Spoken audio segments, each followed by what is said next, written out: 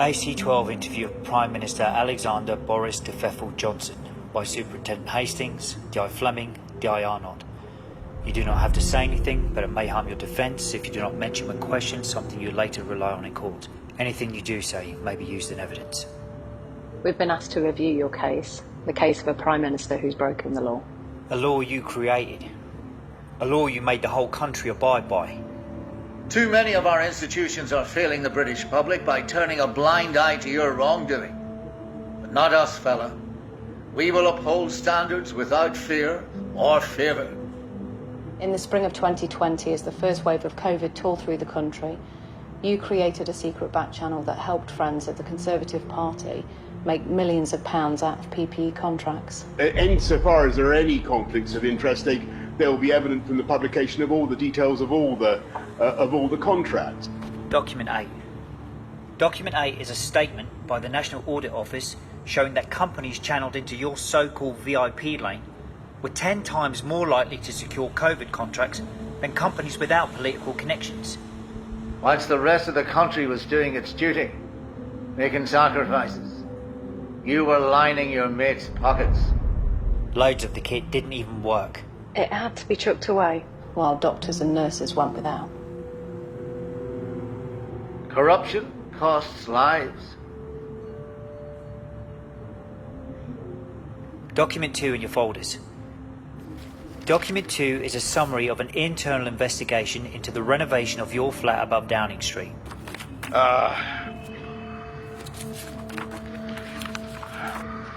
Forgive me. Forgive me. Note an invoice to the value of £112,000. Included in the price is the purchase of gold wallpaper at a cost of £850 per roll. When inquiries were made regarding who paid for said renovation, you claimed you didn't know. On screen, item reference LBD3. LBD3 is a WhatsApp exchange between you and Lord Brownlow, in which you ask him to pay the bill and he agrees. So you did know who paid for your refurbishment, even when you said you didn't. When all this was being investigated first time round, you were told to hand over all relevant communications, but you kept this WhatsApp communication secret. Then, when it did eventually come out, you said you hadn't handed it over to the investigators because it was on your old phone and you'd forgot about it. I don't think that this is the number one issue for the people of our country. With respect, sir, I beg to differ. The number one issue right now is whether the British people can trust a blind word that comes out of your mouth. And to cap it all, soon after Brownlow agreed to foot your bill, he secured a meeting with a cabinet minister to peddle one of his pet projects. I followed the ministerial guidance at all times. You must think we were born yesterday, fella. You're as bent as a 9-bob note. On screen, image 9. What is your relationship with Jennifer Akruri? Look, I've said everything I'm going to say on that particular subject. You had an affair with this American technology entrepreneur who then received tens of thousands of pounds of taxpayers' money and access to overseas trade missions that you led. So, who are you actually working for? The British people? Or your friends and donors? And your friend, Owen Patterson, was caught bang to rights taking 100 grand a year from a COVID testing company before successfully lobbying for them to win hundreds of millions of pounds in government contracts. Mother of God. Taxpayers' money being siphoned off yet again. Frankly, I think, I think it is extraordinary that colleagues sometimes do behave in this way. Well, you can't have thought it was that extraordinary. Because you tried to get Patterson off the hook by sacking the parliamentary sleaze watchdog that was investigating him.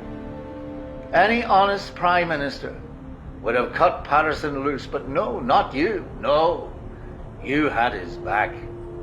Maybe you were trying to get yourself off the hook too. That's before we get to the parties in Downing Street.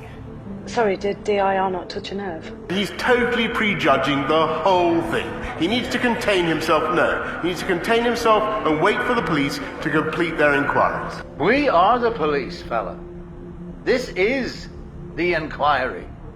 And what we found is that you lied, and you lied, and you lied. To the public, Parliament, to the grieving families. You lot even partied the night before the Queen buried her husband of 73 years. Your government offered to relax the rules for the funeral, but the Queen refused.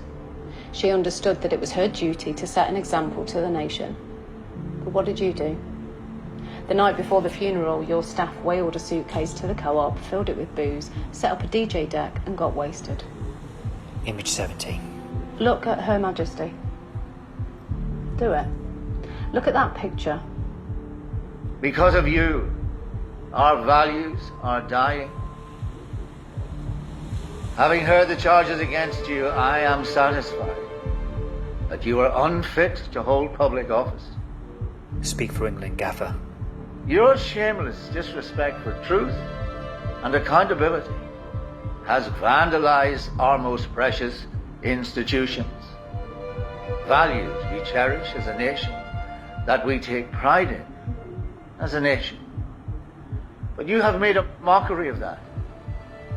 You are finished here, Prime Minister. You are finished with lying to us, and that's only the start of it. Christ knows what criminal charges you're going to end up facing. You have put the knife through the heart of everything we aspire to be as a nation, and we won't bear it. We won't bear it a day longer. We will not be corrupted by you.